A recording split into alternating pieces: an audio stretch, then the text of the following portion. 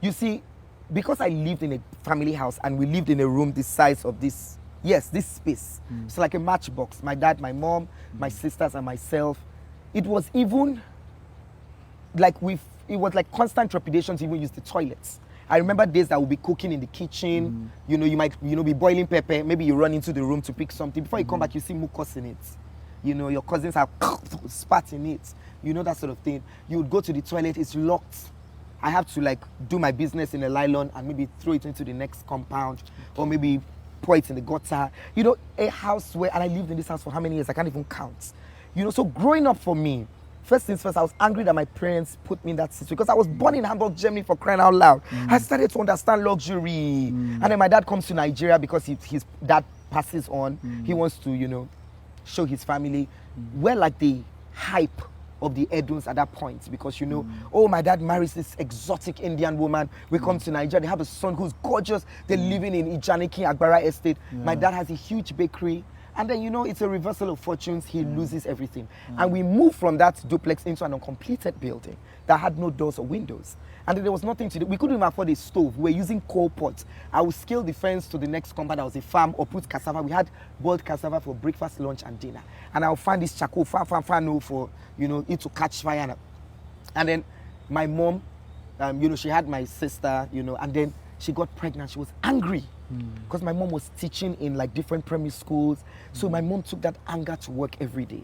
And that anger, I was the transfer of aggression as well. So she would take it, and when she found out she was pregnant, she was angry. She wanted to get rid of the child. And I remember the proprietress telling my mom, no, don't do that. And that's my youngest sister, Jumoke, who is, everyone says, the apple of my eye, simply because I knew my mom didn't want that child. And I knew that I was going to make that child feel wanted.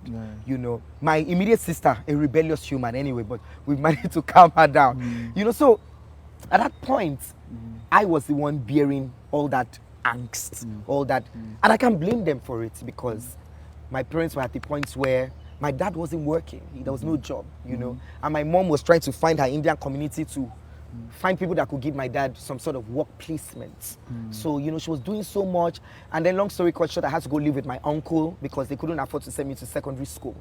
I remember my mom couldn't even pay for my common entrance. She got to school, the primary school, she was angry, throwing tantrums. The teachers were asking her, Anita, what's the problem? They went to report to the proprietress. God bless the proprietress, Mrs. Awupetu. She told Anita, is that why you're worried? Say she can't even buy sandals for the boy now. You know, I was wearing slippers to school. I mean, from primary 1 to primary 3, I was, you know, living the life, and then primary 4 to 6, I'm like, ish. I was like the outcast. Nobody wanted to even share seats with me, you know. And then she gave my mom the money for common entrance. Mrs. Awupetu, God bless your heart. But I got into secondary school, I had to stay with an uncle, and that house I stayed in, I was the cleaner, the errand boy, the butler, everything. And then they had a son that was in command, so he practiced all the corporal punishments they gave him in school. I was his template and scapegoat and experimental guinea pig. I remember sometime in GSS 3, I was writing my junior WAEC. I got thrown out at 2 a.m. in the morning. I slept at the filling station. I showered at the car wash at the filling station. And I went to St. Gregory's and I wrote my exam. And I finished with 5 A's and 6 C's. No P, no F.